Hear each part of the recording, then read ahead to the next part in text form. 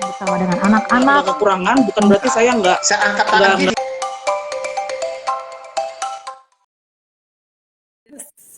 Sambungnya tadi terakhir waktu Kak Daud ditanya sama Pastor Maxon apakah Kak Daud mau melayani di Gunung Sindur.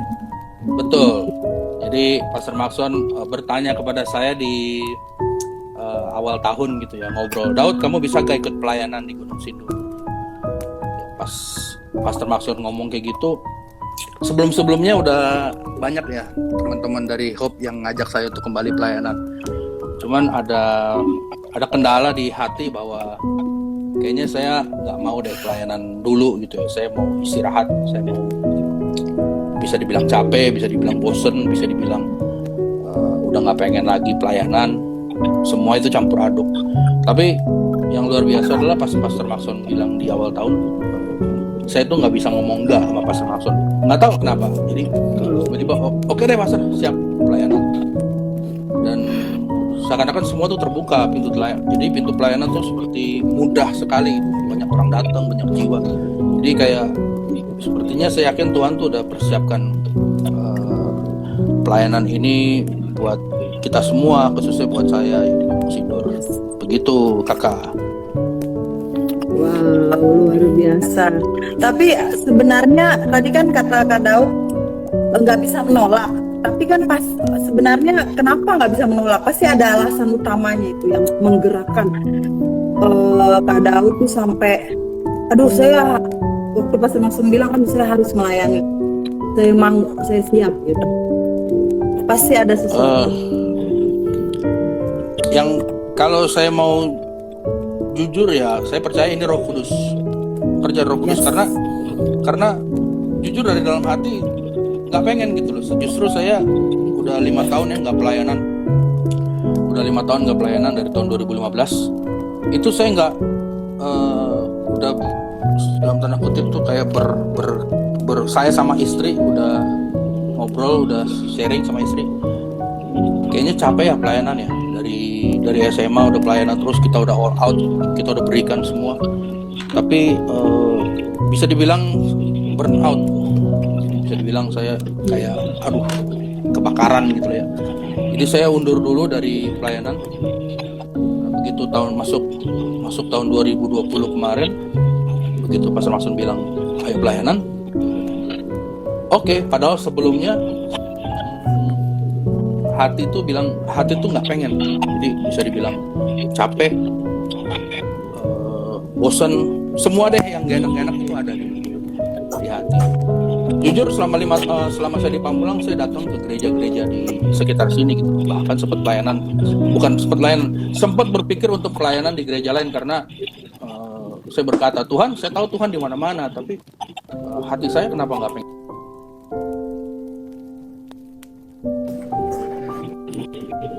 Itu hanya di pikiran aja gitu. Sampai akhirnya Pastor Maxon bilang ayo pelayanan di Gunung Sindur. Udah deh. Ternyata ini doa saya selama ini dijawab Tuhan. Begitu kakak. Nah ini barusan nih ada nyambung nih sama pertanyaan saya tadi nih Kak Daud. Perasaan apa sih dari Ibu Claudia? Perasaan apa yang berbeda yang dirasakan ketika belum melayani dengan sekarang melayani kembali? Oke, that is a very good question. Jadi begini, yang namanya perasaan gitu ya, saat saya nggak pelayanan gitu, udah bertahun-tahun nggak pelayanan, jelas kering secara rohani ya, itu pasti jelas kering. Tapi kalau bicara perasaan adalah Tuhan itu baik. Jadi Dia nggak menyertai saya pada waktu saya sungguh-sungguh melayani Tuhan, pada saat berapi-api melayani Tuhan. Justru pada saat saya kendor, justru pada saat saya lagi nggak semangat, hanya pengen kerja dan di rumah, kerja dan di rumah, dan mungkin di otak saya itu aja, kerja di rumah sama keluarga. Justru pada saat saya menghindari pelayanan, tapi Tuhan nggak meninggalkan saya. Itu ajaib Tuhan. Kenapa saya bisa ngomong gini? Karena saya bukan berarti off dari kegiatan rohani. Saya datang ke gereja di daerah sini. Di situ saya tetap menemukan ada Tuhan. Biasa kan kita dengar kesaksian kalau kita nggak pelayanan, kayak hidup dalam dosa, hidup menjauh. Yang terjadi dalam saya adalah dimanapun saya berada, di kantor, bahkan saya juga sambil ada kerja sambilan gitu ya, saya bisa merasakan tuh Tuhan tuh tetap ada dalam saya. Bahkan pernah saya lagi nyetir mobil, tiba-tiba saya berhenti parkir, tiba-tiba keinget aja semua kebaikan Tuhan dari saya SMA sampai saya sekarang berkeluarga dan tinggal di Pamulang. Tiba-tiba saya berhenti dan berdoa dan sampai nangis di situ. Saya nggak pungkiri bahwa Tuhan tetap mengasihi saya seperti apapun keadaan saya. Jadi itu kira-kira perasaan saya bahwa walaupun saya nggak pelayanan, tapi Tuhan itu memang, saya di situ saya belajar bahwa Tuhan itu sangat baik buat saya. Luar biasa. Tapi ini ada pertanyaan lagi nih, nyambung lagi Kak Daud dari Pak Meyer. Ada nggak sih kejadian atau firman Tuhan yang akhirnya membuat Kak Daud mau terima pelayanan lagi selain tadi dari Pastor Maxon yang kasih masukan? Lupa, yang paling ingat adalah Pastor Maxon. Iya. Pokoknya itu yang paling nempel ya Kak Daud. Oke, sekarang saya lanjut ke pertanyaan kedua. Mungkin nanti bisa diingat-ingat ya. Kalau firman Tuhan nanti di akhir pasti ada firman Tuhan. Pasti akan dibagikan sama Kak Daud. Oke, tadi ngomong tentang pasangan ya. Jadi saya sudah dengar jelas bahwa secara sedikit banyak pasangan Kak Daud ini yang Ibu Welmi itu tuh udah sangat-sangat mendukung untuk Daud melayani di Gunung Sindur. Terus berpikir, jadi dukungannya tidak hanya secara materi tapi juga secara mental, pikirannya tercurah untuk Gunung Sindur, bagaimana juga emosinya, semuanya ya. Jadi memang peran serta pasangan itu sangat perlu untuk mendukung dalam pelayanan ya Pak ya. Ya Kak ya. Oke, ya, sekarang kita lanjutkan ke pertanyaan kedua. Bagaimana cara Kak Daud mengatasi dan menyelesaikan tantangan yang ada? Karena kan merintis pelayanan di Gunung Sindur itu, walaupun mungkin kalau saya tadi kalau dari kemarin narasumber sebelumnya Pak Maksi itu kan sudah 28 tahun ya kalau nggak salah ya, udah lama ya. Tapi kan Kak Daud baru mulai di tahun baru berapa tahun ya Kak Daud ya, dan dan ini masih kegiatan perintisan gitu. Bagaimana sih cara dan tantangan dan cara mengatasi tantangan dan rintangan yang pasti sangat banyak di Gunung Sindur itu? Oke, ya. Jadi saya pelayanan di Gunung Sindur itu udah sekitar berapa tahun ya? 2 bulan. jadi saya nih orang baru di Gunung Sindur, jadi tantangan itu jelas ada, cuman secara general apa yang saya dapatkan di pusat, apa yang saya dapatkan pelayanan di Jakarta itu adalah modal yang kuat supaya saya bisa membantu pelayanan di sini. Jadi segala macam obstacle itu jelas ada, cuman yang beda adalah jenis-jenis rintangannya aja, jenis halangan. Ya, saya baru dua bulan sih di sini. Beda dengan Pastor Maxi yang udah puluhan tahun. Jadi sebenarnya tantangan yang saya alami lebih banyak saya berdiskusi dengan Pastor Maxi dan tuntunan Tuhan juga. Jadi lebih banyak sih kita saya berdua dengan Pastor Maxi. Jadi saya banyak belajar dari beliau untuk menghadapi tantangan-tantangan yang ada. Kalau boleh tahu nih Pak, Kak ya, kira-kira tantangannya apa aja sih? Nggak boleh? Yang nggak bisa. Boleh lah, kasih tahu bocoran sedikit. Siapa biar yang nanti yang mau melayani selanjutnya, mau ikut melayani boleh ambil bagian. Saya pribadi ya. Kalau saya pribadi adalah di Jakarta saya nggak pernah melayani oma-oma. Jadi itu tantangan buat saya. Jadi di sini saya menghadapi oma-oma, ibu-ibu dan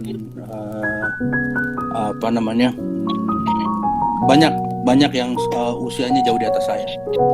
Selebihnya tantangan yang sudah terbiak, yang selebihnya ya bagaimana kita melayani pasti adalah masalah ekonomi. Itu yang paling signifikan adalah masalah ekonomi di jemaat di sini. Jadi itu adalah tantangan juga buat saya bagaimana kita bisa memutar uang di sini. Jadi bagaimana supaya jemaat bisa menjalankan usaha, ya seperti itulah yang saya alami. Dulu kan di usaha saya nanganin karyawan, which is nggak ada masalah ekonomi tentang mereka gitu loh. Tapi sekarang justru beda, kita harus berpikir gimana supaya jemaat ini punya usaha. Nah itu buat saya challenge sih. Dan puji Tuhan Pastor Maksi sangat experience untuk menghadapi masalah ini. Jadi salut buat pekerjaan Tuhan di sini, khususnya Pastor Maksi. Ya, sambil ikut ikut menyertakan Roh Kudus pastinya ya Pak ya. Oh tentunya, iya dong. Jadi kita kalau mau mulai bisnis kita puasa dulu loh seminggu. Wow, luar biasa. Turun berat badan. Tapi kalau sekarang gemuk sekali ya Pak. Maaf ya Pak. Bisa di stop aja gak live-nya? Gak canda.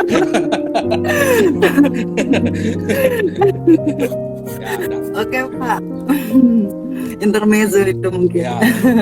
Oke, langkah pertanyaan ketiga nih Pak. Langkah apa sih Pak yang dilakukan untuk bisa merekrut orang-orang yang satu visi, supaya mereka mau ikut serta Kak Daud dalam melayani di Gunung Sindur, supaya mereka bisa terlibat dalam pelayanan, mau terlibat? Lebih banyak sih kita berdoa. Jadi dari awal udah komitmennya berdoa sama Pastor Maksi. Wow. Kebetulan orang-orangnya adalah orang-orang yang sudah lama pelayanan dengan beliau. Jadi untuk menemukan yang satu visi kita lagi jalankan. Untuk sementara tim intinya adalah ya keluarga masing-masing dan keluarga saya. Selebihnya adalah orang-orang yang akan kita rekrut untuk menjadi tim yang solid. Kita masih menggali itu. Jadi untuk masih mengedukasi mereka, masih mengajarkan tentang nilai-nilai, doktrin-doktrin itu sendiri. Jadi sekarang yang kita lakukan adalah bagaimana menanam sebuah doktrin yang udah kita punya selama puluhan tahun di Vicary Hope. Karena doktrin kita di pusat pun berkembang gitu, jadi bagaimana menerapkan hal itu ke tempat yang baru ini. Begitu sekarang.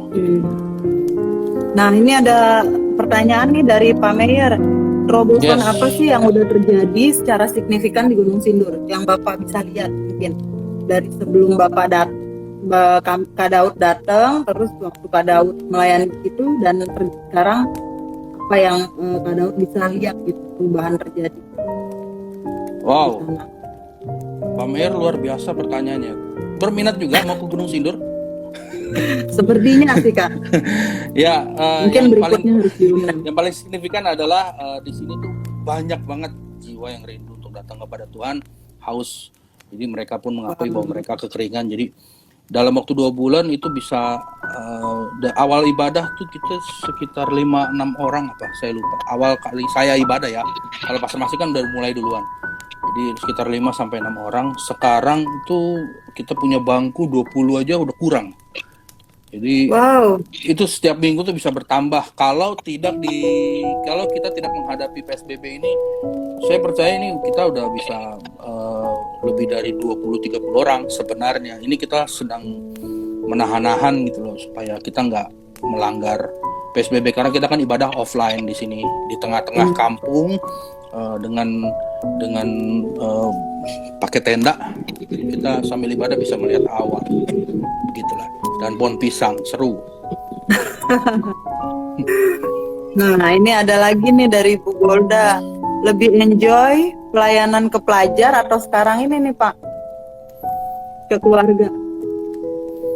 Bu Golda bisa aja. Emang saya pernah pelayanan pelajar. Ya, pelayanan pelajar. Sama sih, masing-masing punya keunggulan dan kesusahan masing-masing. Nah, kalau ditanyain lebih enjoy mana, saya punya prinsip di tempat dimanapun saya berada, saya berusaha tetap enjoy, bukannya berpura-pura ini loh. Jadi di sini saya enjoy, di sini saya menikmati. Toh ketemu dengan sesuatu hal yang baru gitu loh. Saya udah terbiasa dilatih, kita udah terbiasa dilatih maksimal di tempat dimanapun kita berada. Jadi itu udah kayak doktrin aja di kepala. Jadi Lalu siap ya Pak ya? Ya Menghadapi setiap alhamdulillah, tantangan puji yang Tuhan, baru ya. harus selalu siap. Luar biasa Pak Daud ini. Kak Daud ini Tuhan. harus dicontoh. Ini contoh yang luar biasa untuk generasi selanjutnya Kak Daud ya. Iya, Apa rencana? iya, betul. Ya, ini saya ada pertanyaan lagi nih Kak Daud. Banyak ya. Apa Oke, rencana ke depan? nggak apa-apa, gimana? Rencana ke depan untuk pelayanan Gunung Sindur apa nih? Langkah selanjutnya supaya bisa memberkati di Gunung Sindur. Sebenarnya udah terlihat gitu ya bagi jemaat-jemaat yang lapar dan haus. Yang jelas kalau urusan jemaat itu bertambah, itu pasti bertambah karena udah kelihatan dari sekarang. Kita butuhkan sekarang adalah bagaimana kita memperbaiki kehidupan ekonomi di sini supaya jemaat itu datang dengan motivasi yang tulus, bukan hanya sekedar mereka datang karena ada makan-makan atau ada hal-hal lain gitu loh. Jadi bagaimana mereka datang mencari Tuhan, itu sebenarnya. Halo Charles. Bagaimana mereka datang mencari Tuhan? Nah, kira-kira udah ketemu nggak Pak triknya? Saya baru 2 bulan di sini, justru saya lagi bergumul dalam hal itu. Boleh sama-sama kita ini ya Pak ya, kita doakan supaya Ya, ketemu Tuhan. tips dan triknya. Ya memang perlu Roh Kudus ya, Roh Kudus yang nanti menyentuh hati mereka ya kan, karena dengan kesulitan Amin. kita sendiri kita nggak mampu ya Pak. Oke, ini ada pertanyaan terakhir nih Pak.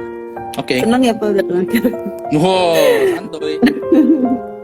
Apa harapan dan motivasi untuk saudara seiman Pak, supaya mereka tetap melayani dan menjadi berkat untuk sekitarnya? Harapan saya adalah bahwa kita semua berjalan sesuai dengan kehendak Tuhan. Apapun yang Tuhan rencanakan dalam hidup kita lakukan dengan sepenuh hati. Yang kedua, saya motivasi bahwa kalau memang kita ditugaskan, kalau memang kita diberi kepercayaan, saat kita berkata iya, pastikan kita sungguh-sungguh mengatakannya. Pastikan kita lakukan dengan hati, bukan lakukan karena disuruh, tapi lakukan dengan hati. Jadi itu adalah 2 hal yang berbeda. Kita lakukan, tapi karena kalau hanya disuruh, hasilnya akan kelihatan beda dengan kalau kita lakukan dengan hati. Saya jadi ingat ini loh Pak, ingat Ya. firman yang bilang kamu memulainya dengan roh, jangan kamu mengakhirinya dengan daging. Sebenarnya kan itu nggak rujuk sama aja Pak ya. Jadi dengan hati itu Wow. maksudnya ya dengan roh. Ya, Wow, Ibu Pendeta Tio luar biasa. Enggak Luar saya, ini biasa. kan saya nih. Saya belajar betul, dari betul. Pak Daud kadang-kadang. Iya, betul. Ya. Puji Tuhan. Oke, berarti sekarang waktunya Kak Daud nih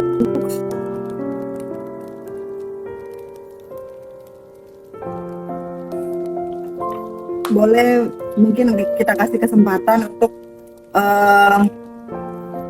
memotivasi setiap audiens, Bapak Ibu Saudara-saudari di GKRI Hope, bagaimana supaya mereka berdasarkan firman Tuhan tetap termotivasi untuk melayani dan menjadi berkat seperti Kak Daud ini khususnya di Gunung Sindur. Itu ya. Mungkin ada firman Tuhan yang bisa dibagikan. Ya. Mungkin untuk Saya- pertanyaan Pak Meir nanti aja ya Pak Meir ya, pas lagi di Bible Study bisa. Pamer tanya apa emang?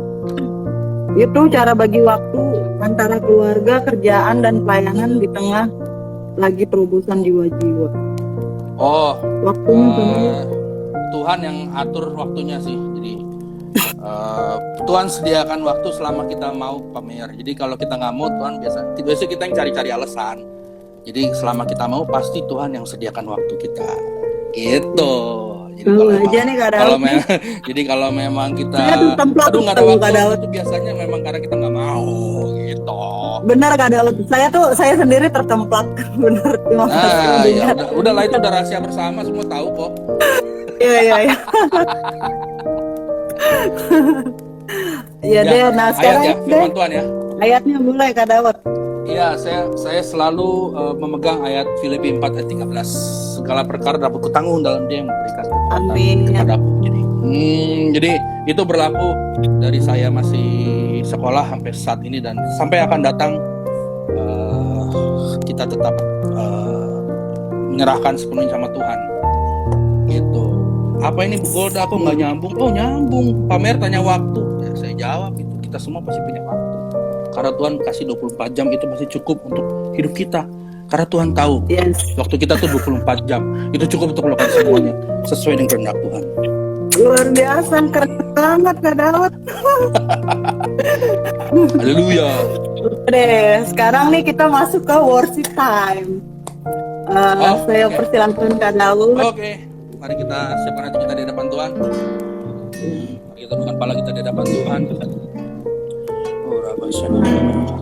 Kami memuji nama-Mu ya Tuhan. Kau yang sungguh baik, Kau yang luar biasa, Kau yang tak pernah meninggalkan kami semua di tempat ini ya Bapa. Haleluya, haleluya Tuhan. Diberkatilah orang yang mengandalkan Tuhan. Diberkatilah orang yang datang memuji dan memuliakan Tuhan. Diberkatilah setiap kami yang selalu mencari wajah-Mu ya Bapa. Diberkatilah setiap mereka semua yang lapar dan haus akan kebenaran firman Tuhan. Oh haleluya, haleluya.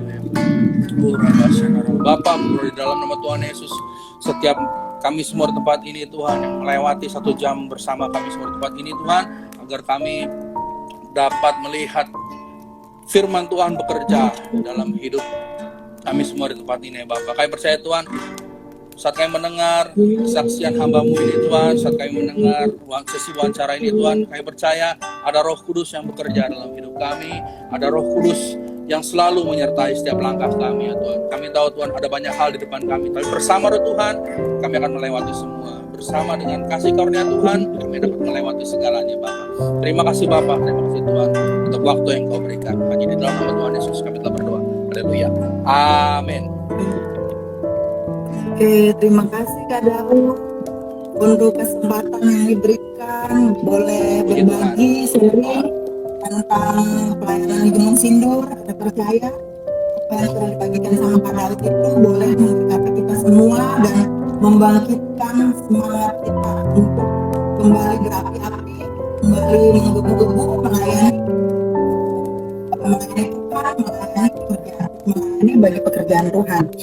Nah, saya kembali mengingatkan untuk setiap Bapak Ibu Saudara-saudari, setiap audiens untuk ikut acara website kita setiap Jumat depan itu temanya tentang bullying. Itu diselenggarakan oleh tim youth dari GKI Hope, dan juga kita akan ada acara Bible Study tanggal 15 hari Selasa 15 September, dan bintang tamunya itu kembali Kak Daud dan istri, juga Pak Meyer dan istri. Jadi saksikan, Anda semua akan diberkati dan itu akan luar biasa sekali. Terima kasih, sampai ketemu semuanya. God bless you. Makasih Kak Daud. Thank you. Thank you.